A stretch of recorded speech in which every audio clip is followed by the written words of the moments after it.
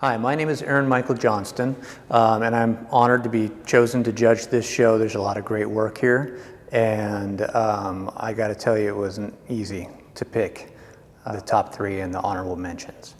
I'm going to tell you a little bit about myself. I've been painting professionally full-time for about 7 or 8 years now.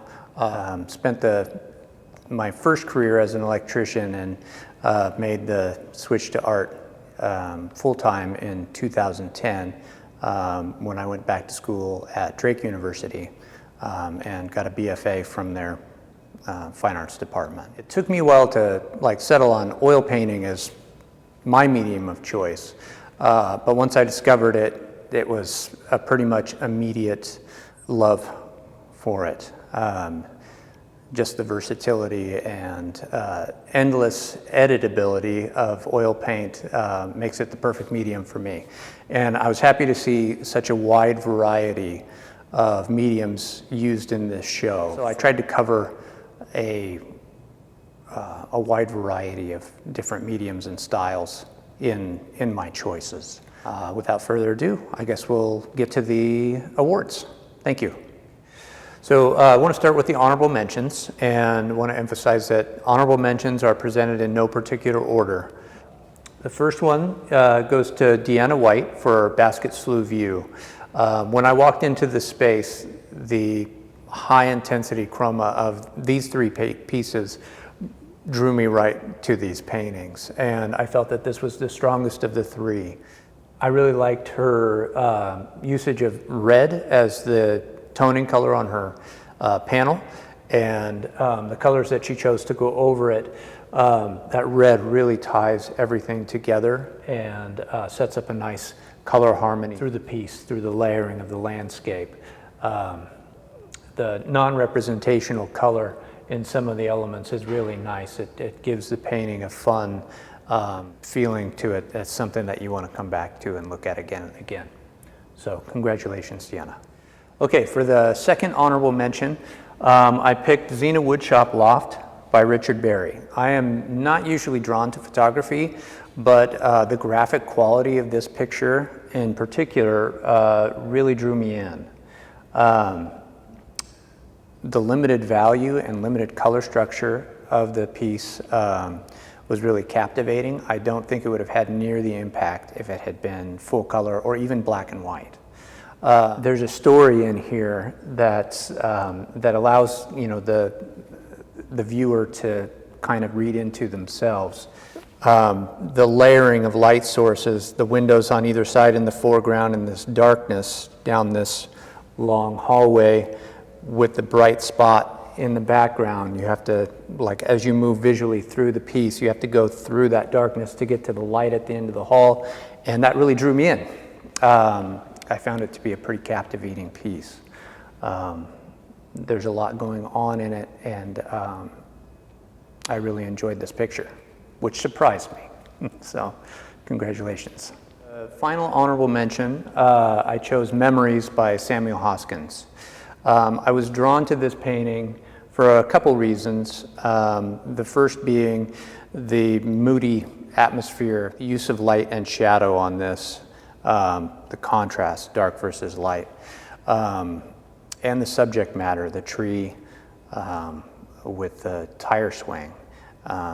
Normally, a tire swing is associated with, childhood memories, happy times playing, and this one has a very, with the color palette that was chosen, it evokes something a little darker.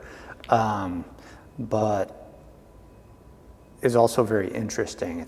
There's a psychological nature to this piece that kind of grabbed my attention, especially with the title, Memories.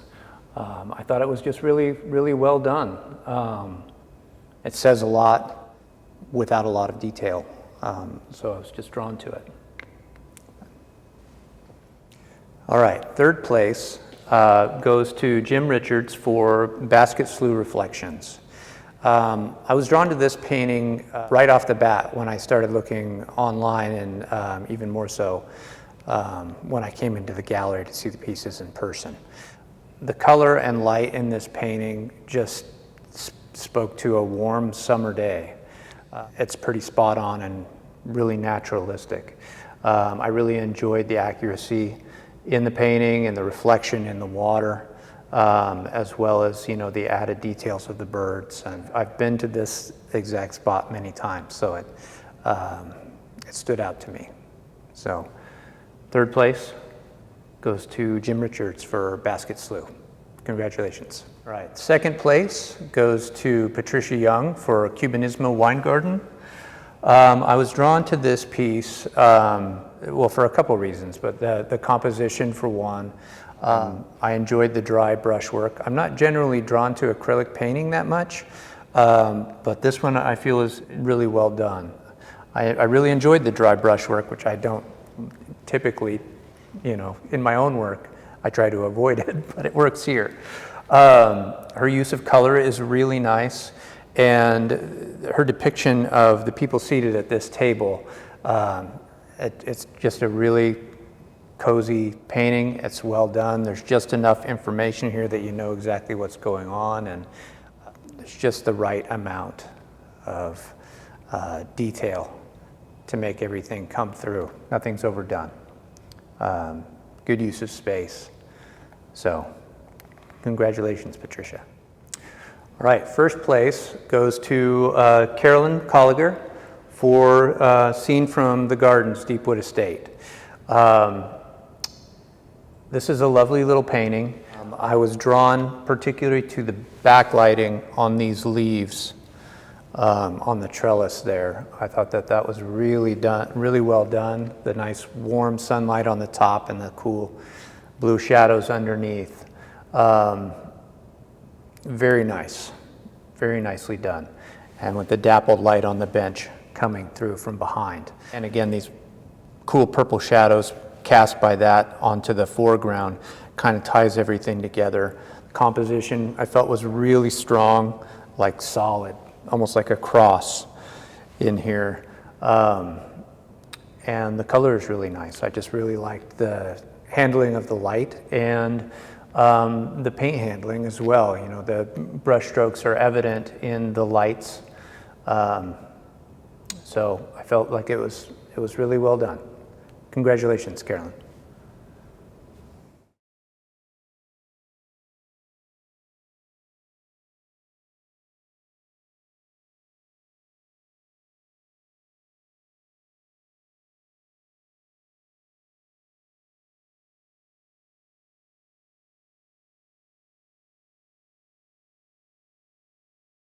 Just off Commercial Street. What an unlikely, peaceable kingdom. This plant nursery so near the contending traffic of flag-flaunting pickups and Priuses sporting echo-stickered bumpers. Here, a giant gnome, beach ball-sized bluebird perched on one plump arm, presides over a motley company of Buddhas, broad-faced, maybe Mayan gods, and a Northwoods moose. Here, arrayed in acres of ordered rows, annuals, perennials, evergreen and broadleaf trees and shrubs, vegetables and herbs bulge from their plastic pots and flats. By the gift shop, a bartender pours local brews. A singer-songwriter serenades patrons and plants. One poet to another. A Mondrian cubist yellow butterfly dances past. Two Andy Warhol poets, light hair framed hard against peacock sky. They share haiku, inquire about grandchildren, the Portland protests, fires and COVID. The rotunda spins for a moment, a Da Vinci swirl. Blue jays screech mocking Monet with their dazzling cobalt garb. A ride-on mower chews through the moment. Before those quiet poets could dig, a little more, into their own deeply rich gardens. In the dog park, all things are equal. In the dog park, we don't care if the dog owner is a Republican or Democratic, atheist or born again, old or young, Indian or Australian, from New York or Idaho. We don't care because it just isn't relevant. Dog owners only want to know, do our dogs get along? The entire transaction is built around that one question. Everything else floats mindlessly over the breezy treetops. If they do get along, hallelujah and praise the doggy gods. We can talk for hours about anything. But if our mutts decide they aren't kin, then the passing will be brief. Have a nice day sidles over the interaction like a warm milk balm, and owners move on with the love of their life, agreeing that the other dog wasn't up to snuff, or sniff for that matter. Medieval quartet. Should I dance in this garden, clearly made for dreaming?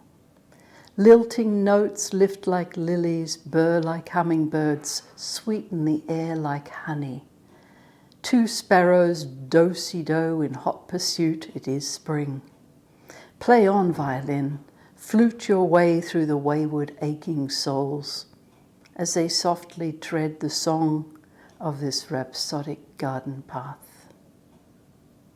Is Xena Forest Passage.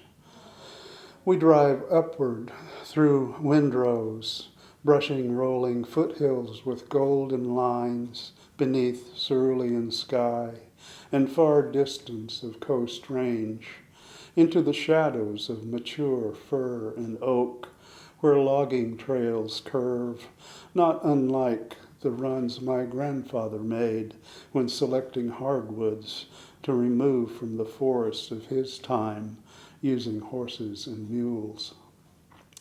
At the top stands a carved totem and dead tree of woodpecker homes, there perhaps to watch over the land and protect the woods from harm.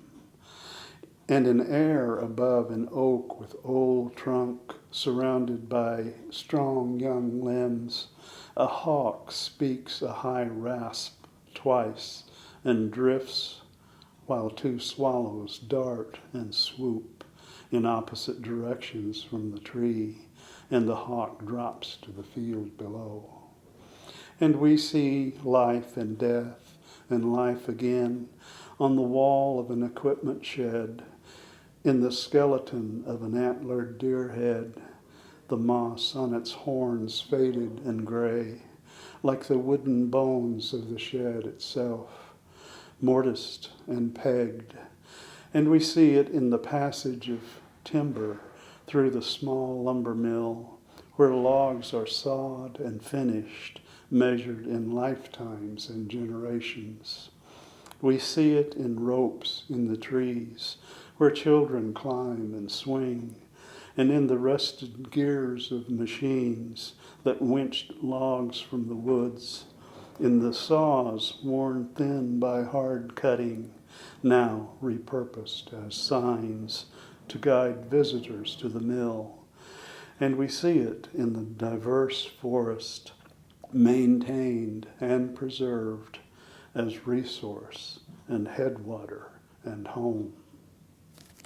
At Buena Vista Lavender Farm, swells of land like slow ocean lift to the foothills of mountains where shorelines once lapped and horsetails lined low waters of mammoth graze. Honeybees now work lavender, humming within the flowers in a sun-swept field beneath sky of cloudless blue and far hills shrouded by haze. Artists sit in places of shade, capturing green rises of earth and purple froth of bloom, pushing like surf onto crests and receding away in waves. They scatter wildflowers through savanna oak below the evergreen ridgeline, as I mark moments in notes punctuated by calls birds make. And there on the wind, the trumpet of ancient beast, wading the shallow stream, stretching and raising its trunk, singing to its day. Cubinissimo blend. On the crest of hill, within blue bowl of sky, vineyards curve away in green lines of perspective, meeting valley far below, Mount Hood and Mount Jefferson shrouded in smoky haze. We see a raptor high, waiting movement from prey, then drifting behind trees, while a gold and red metal rooster stands firm and resolute on the timber of the raised bed of the Jardin de la Familia. And we sit in patio shade, sipping wine in the courtyard, tasting hints of cherry and suggestions of plum, enjoying depth and balance of day, enriched by sounds of salsa and aromas of home. The first part is an epilogue, and the second two stanzas are haiku into Lord and Shriver's personal garden. Elizabeth Lord and Edith Shriver formed Lord and Shriver in 1929, the first firm of women landscape architects in the Pacific Northwest. The women designed over 250 gardens, including Gaiety Hollow, the women's personal residence in Salem. Ruth Roberts. Elizabeth's ghost floats on veiled violin notes. Phlox fragrance beckons.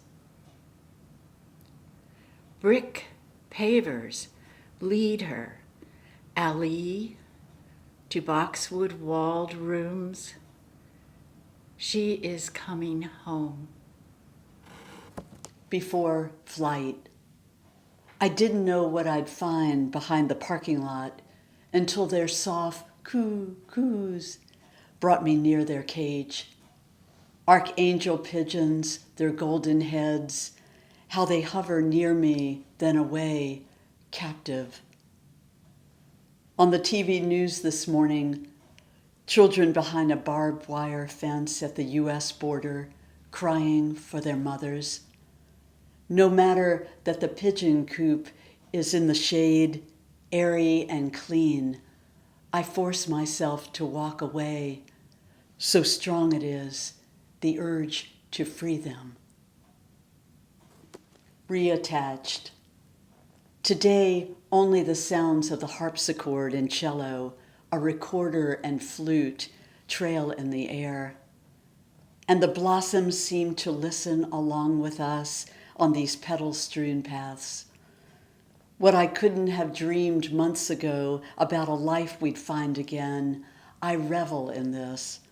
Alive yet humbled, our world open for just this moment, and again I am reminded to breathe it in. This morning, before coming, I'd spent time reattaching the leg, one arm of my granddaughter's doll, weak from overloving. I threaded the elastic band, restuffed cotton batting into the doll's core, then secured the head with a plastic cord. In so many ways, after this disconnected year and a half, I too have become disjointed, left to wonder how to thread myself back. The instruments harmonize, each playing in its role, allowing for intervals of each other's sound. Skilled musicians, they are schooled in give and take, in finding the rhythm match, the sweet melody, the trill and the rush. How much of a life is like this? how we can learn to move in and out of each moment. And I'll leave here, closest to being whole, humming some long forgotten tune on the way home. The entomologist tells us how the sterile females collect the pollen for the bumblebees after they leave the hive in their remaining week to live. How the yellow jacket queen is the last to survive, free to start a new nest. We look over the lavender bushes, the buzzing and flitting one to another, these worker bees on patrol to collect, to pollinate. The evening gradually allows the shadows to form across the fields, the house. Lavender fragrance in the air, I carry it away in the potion I buy, the scent in beeswax, a reminder of what it takes the bees to labor and produce, from birth to an early death. Afterwards, the fields seem more magnificent in the rearview mirror, in the red glow of sunset. And while we drive away, even the name of the road, Drift Creek, lands as soft as a poem on our tongues. Thank you.